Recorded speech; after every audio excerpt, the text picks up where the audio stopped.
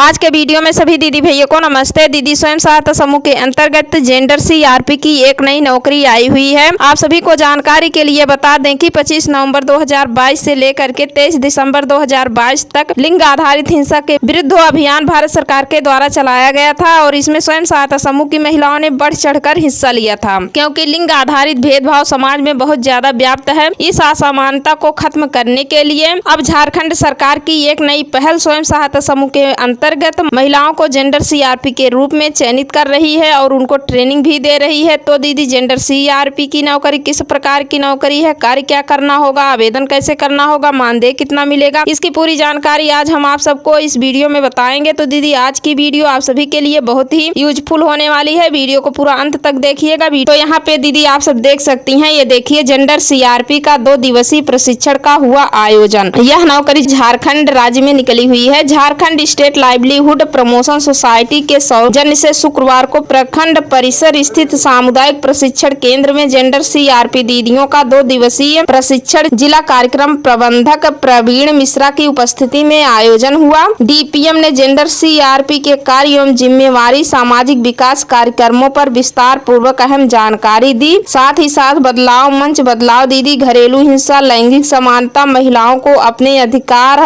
और हक, महिलाओं से संबंधित जैसे बाल विवाह, दहेज उत्पीड़न, घरेलू हिंसा, शिक्षा अधिकार, डायन उन्मूलन आदि विषयों के बारे में सभी को जागरूक किया गया। जेएसएलपीएस के द्वारा चल रहे विभिन्न योजनाओं की जानकारी दी गई एवं दीदियों को सखी मंडल और ग्राम संगठन का नियमित बैठक कराना, पंचसूत्र का पालन करना, खाता बही का संधारण करना तथा महिलाओं को रोजगार से जोड़कर स्वावलंबी और आत्मनिर्भर बनाने पर विस्तार पूर्वक जानकारी दी गई। इस मौके पर बीपीएम मोहम्मद फैज आलम इत्यादि लोग जो है मौजूद रहे। तो दीदी देखिए, स्वयं सहायता समूह के अंतर्गत महिलाओं को जेंडर सीआरपी के रूप में नौकरी दी जा रही है और इनको ट्रेनिंग भी दी जा रही है। तो जिन जिन दीदियों का चयन जेंडर सीआरपी के रूप में किया जाएगा तो उनको कार्य क्या करना होगा, इसकी जानकारी होना आप सभी दीदियों के लिए बहुत ही महत्वपूर्ण है। तो दीदी देखिए, जेंडर सीआरपी के क्या कार्य हैं। तो समूह की बैठक में जाएंगी जेंडर सीआरपी दीदी, सभी महिलाओं को घरेलू हिंसा के बारे में जागरूक करेंगी। जिससे महिलाओं के ऊपर बहुत सारे घरेलू हिंसे होते हैं। तो घरेलू हिंसा का तात्पर्य घर के माहौल में किए जाने वाले हिंसात्मक व्यवहार से है, जिसमें एक व्यक्ति के द्वारा दूसरे व्यक्ति के लिए कुछ ऐसे बुरे कार्य किए जाते हैं जिससे उस व्यक्ति को शारीरिक व मानसिक रूप से आघात पहुंचता है। ऐसा कार्य जो किसी महिला, पुरुष, बच्चे या बुजुर्गों के स्वास्थ्य, सुरक्षा, जीवन पर संकट, आर्थिक क्षति और ऐसी कोई क्षति जो असहनीय हो जिससे उनको दुख हो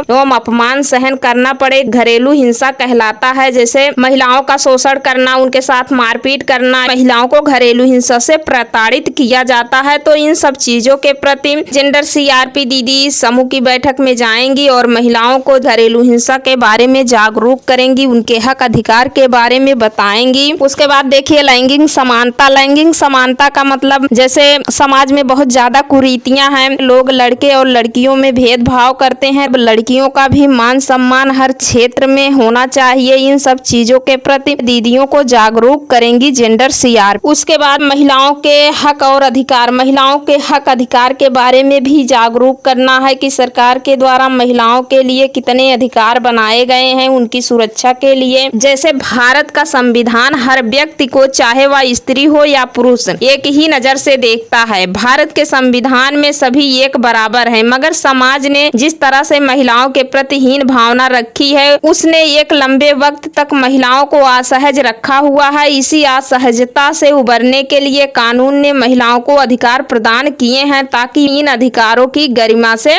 बराबरी से जी सके। महिलाओं के जितने हक अधिकार कानून की तरफ से मिले हुए हैं, इन सब के प्रति महिलाओं को और लड़कियों को जागरूक करेंगी जेंडर सीआरपी। बाल विवाह का मतलब हुआ जैसे बेटी है तो कम उम्र में शादी कर देते हैं, पढ़ने की उम्र में उनका शादी विवाह कर देते हैं, जिम्मेदारी आ जाती है। कम उम्र में जब लड़कियों की शादी हो जाती है तो लड़कियों का स्वास्थ्य भी अच्छा नहीं रहता है, उनके पास अनेकों प्रकार की बीमारियां भी उत्पन्न हो जाती हैं और वो अस्वस्थ हो जाती हैं। बाल विवाह से बचपन खत्म हो जाता है। यह बच्चों के शिक्षा, स्वास्थ्य और सुरक्षा के अधिकारों पर नकारात्मक प्रभाव डालता है। इन दुष्परिणामों का असर सीधे तौर पर न सिर्फ लड़की पर पड़ता है बल्कि उसके परिवार और समुदाय पर भी पड़ता है। जिस लड़की की बचपन में शादी कर दी जाती है उसके स्कूल से से बाहर होने और पैसे कमाने तक समुदाय में योगदान न देने की अधिक संभावना होती है। जेंडर सीआरपी दीदी समूहों की बैठक में जाएंगी, महिलाओं को बाल विवाह के प्रति भी जागरूक करेंगी। उसके बाद है दहेज उत्पीड़न। जैसे लड़कियों की शादी हो जाती है, ससुराल वाले जो है दहेज के लिए महिलाओं को, लड़कियों को मारते हैं, पीटते हैं और इसमें लड़कियां आत्महत्या भी कर लेती हैं। समाज में दहेज बहुत ही खतरनाक चीज साबित हो रही है। बिना दहेज के कोई शादी भी नहीं करना चाहता है। शादी जब होती है तो दहेज की मांग ज्यादा होती है। तो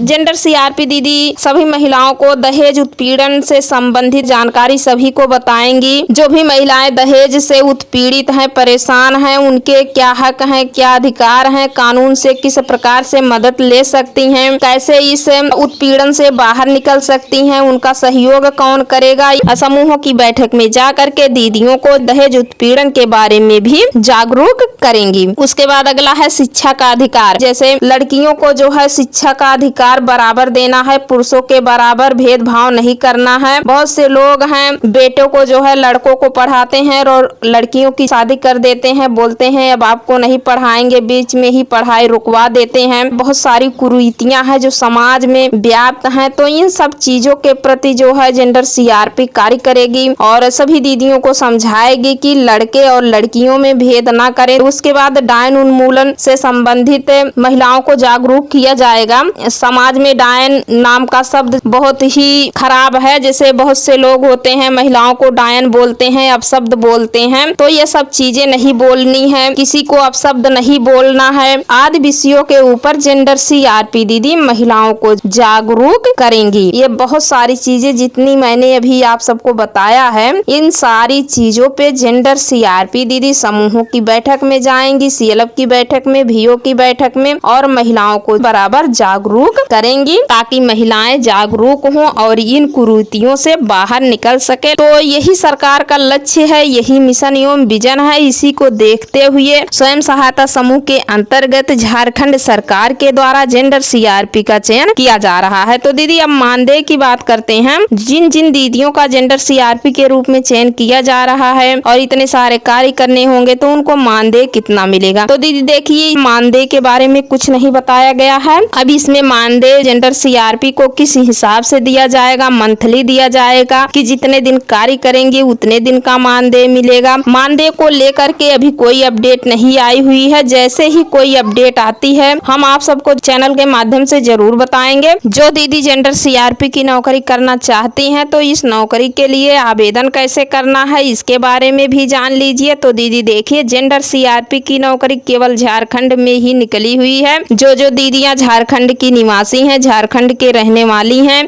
वही दीदियां इस नौकरी के लिए आवेदन कर सकती हैं। तो आवेदन कहाँ पे करना है, कैसे करना है? तो आवेदन करने के लिए आपको जो है एनआरएलएम के ऑफिस में अपने ब्लॉक पे जाइए। आपके स्वयं सहायता समूह का ऑफिस है, उस ऑफिस में ब्लॉक मिशन मैनेजर हैं, उनसे जानकारी कर लीजिए और वहीं पे फॉर्मेट को भर करके जमा कर दीजिए। उसके बाद आपका 2 दिवसीय आवासीय प्रशिक्षण कराया जाएगा। आपको सिखाया बताया जाएगा किस प्रकार से आप जो है जेंडर सीआरपी के रूप में कार्य करेंगे और आपको प्रमाण पत्र भी दिया जाएगा। और इसका आवेदन जो है ऑफलाइन तरीके से ही किया जाएगा स्वयं सहायता समूह के कार्यालय में और आपके ब्लॉक में। और हाँ दीदी इस नौकरी के लिए आवेदन केवल स्वयं सहायता समूह की महिलाएं ही कर सकती हैं, कोई अन्य महिला नहीं कर सकती हैं। वीडियो पसंद आई हो वीडियो को लाइक शेयर जरूर कर दीजिए ताकि इसकी जानकारी और दीदियों को भी मिल सके, दीदियां जागरूक हो सके। तो आज के वीडियो में बस इतना ही। मिलते हैं अगले वीडियो में एक और नई जानकारी के साथ। तब तक के लिए धन्यवाद।